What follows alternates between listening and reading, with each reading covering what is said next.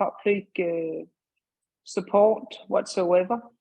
We started in 2020 in the COVID time, where we had a Michelin restaurant, Rasmus Munk, were closed, and he would like to make food for vulnerable people.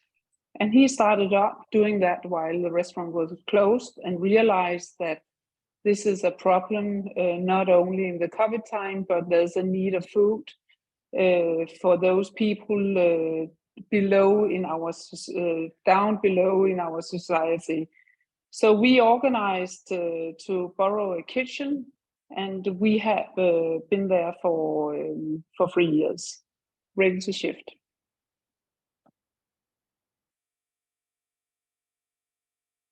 So our vision is to give all homeless people a meal every day. Today we are in Copenhagen, but we have plans in being all over Denmark. And we would like that the organization can function with the help of a large proportion of young people on the edge who go through a JunkFood course and then can complete an education or a job. And that is also to prevent, not only to feed homeless people, but also to work for that fewer young people ends on the street, ready to shift. So what we do is that we produce 300 meals every single day.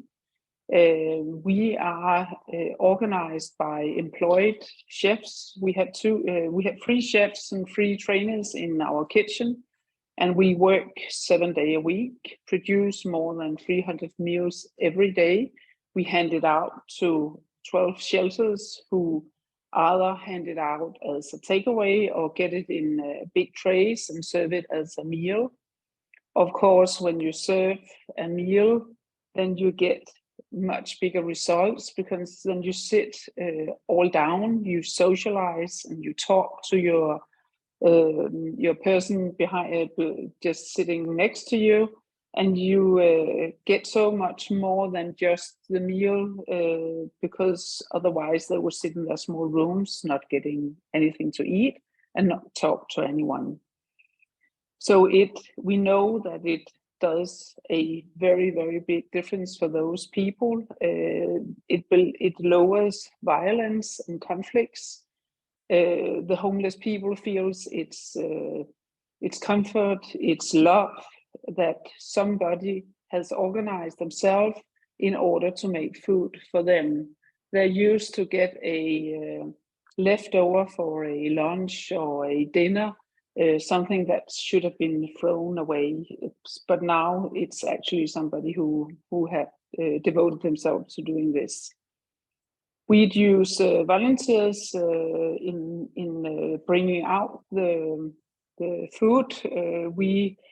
We have about 25 volunteers, and we have a shift system so that it's digitalized, so you can plug in your user and you can choose what kind of drive you would have.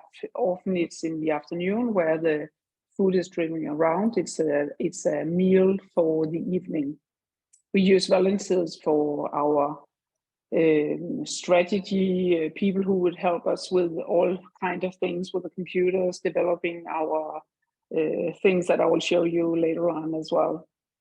And then we have plans to move to a larger kitchen in later this summer. It will probably be a bit delayed, but it's a bigger kitchen and we can shift. And it looks like this. It's a whole community where we have a large kitchen of 300 square meters.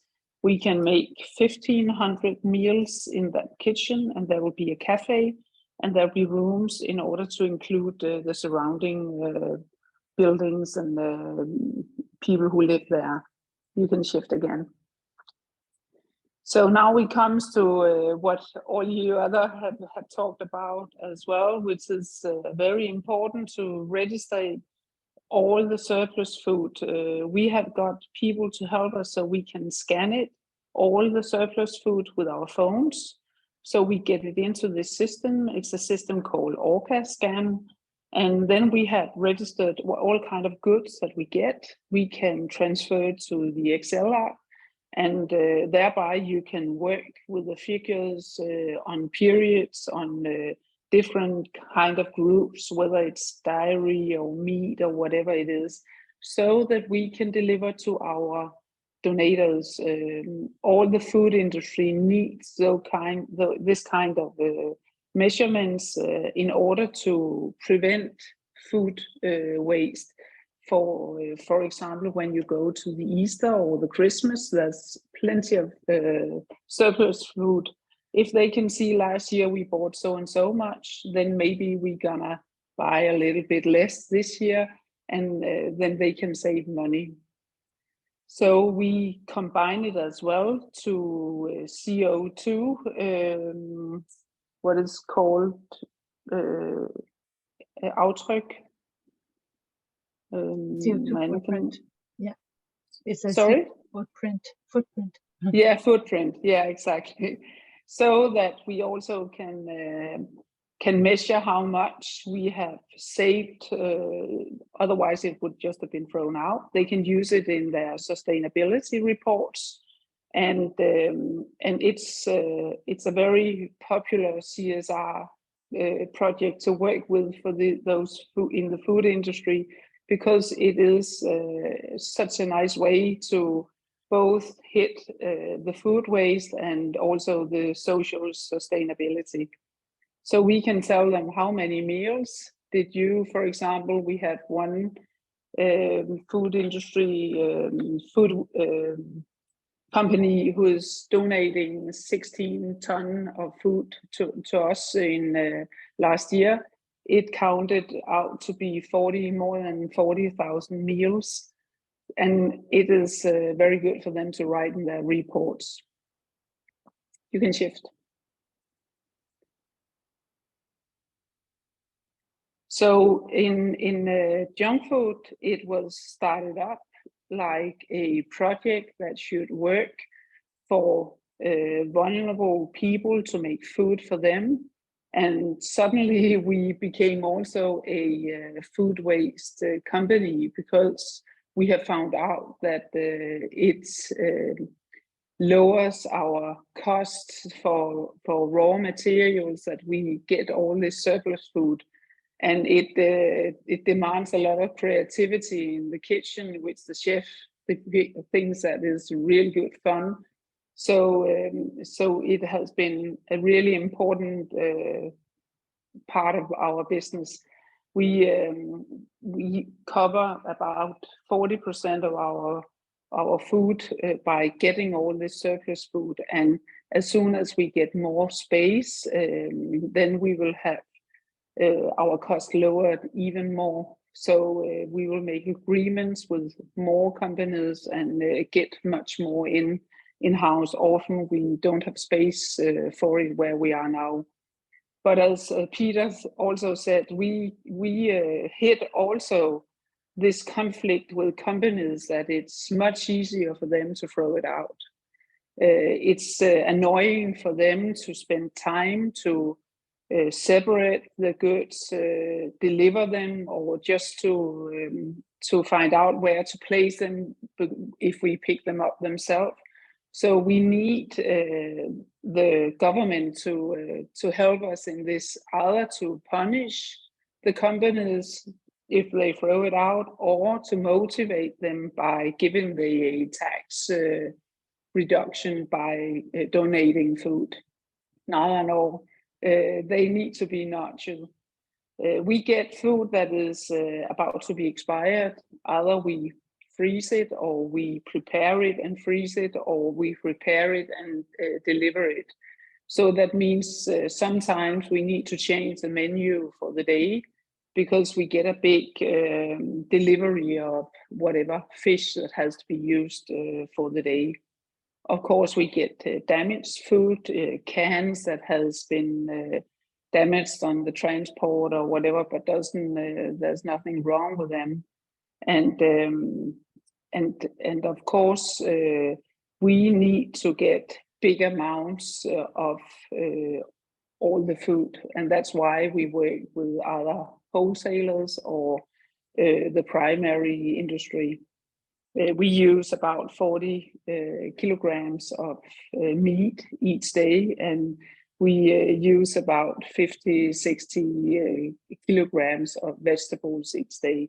So it's not enough to go to a supermarket and get 500 grams of minced meat. Yes, we can go on.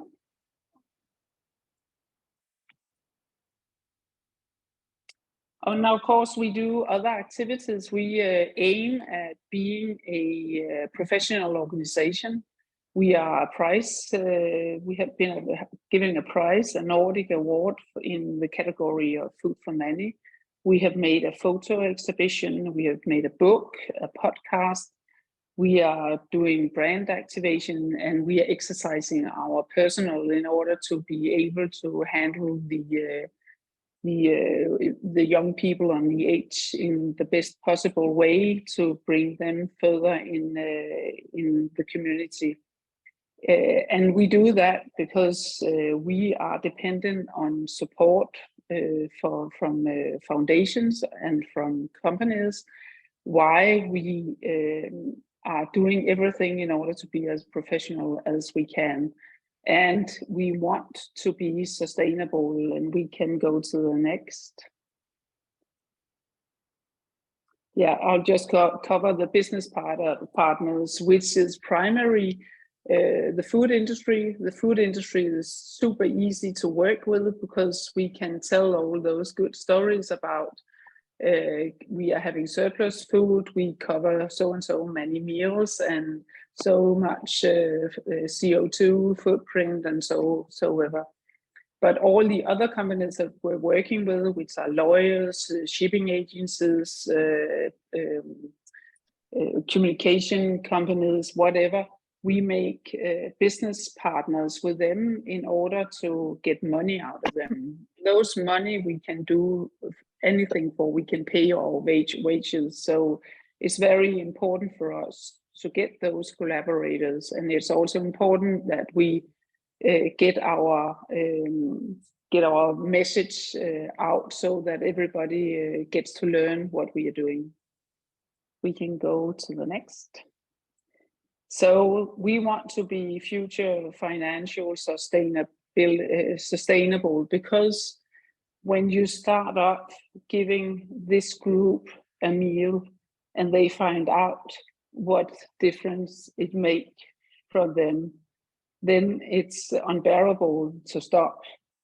And that's why we deliver every single day, and we have done it for 3 years, even if there has been COVID or illness or whatever there has been, Christmas, Easter, whatever, we deliver every single day.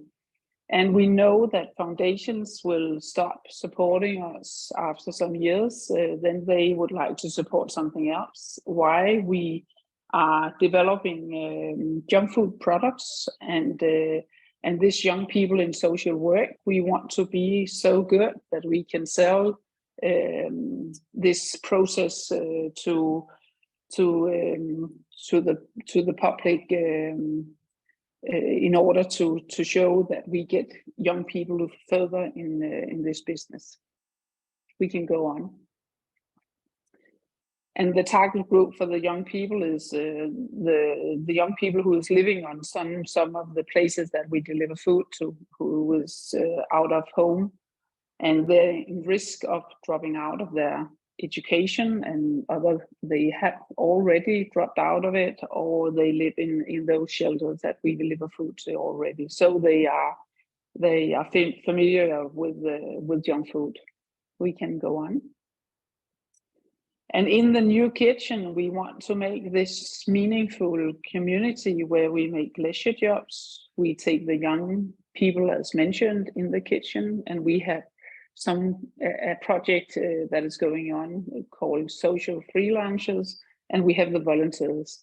And we want to combine all those in dinners for everybody, so that you always have a step for the next development. And you can see there's a lot of possibilities that you can work with. Use the volunteers to show their companies and tell about what kind of job they have. We can go on.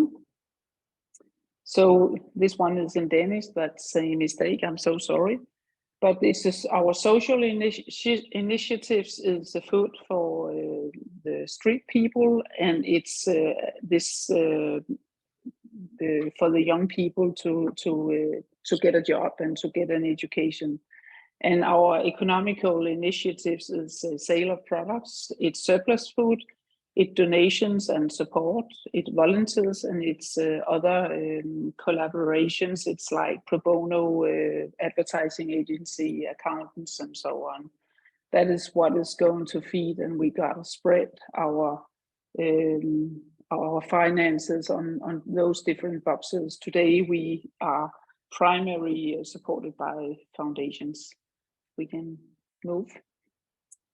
And then we have some strategic initiatives, because it's so easy to be spread out of 100 good ideas and initiatives. But we have concentrated on increasing the awareness of junk food, and to work with the challenged young people, to expand in the rest of our country, and to sell our products.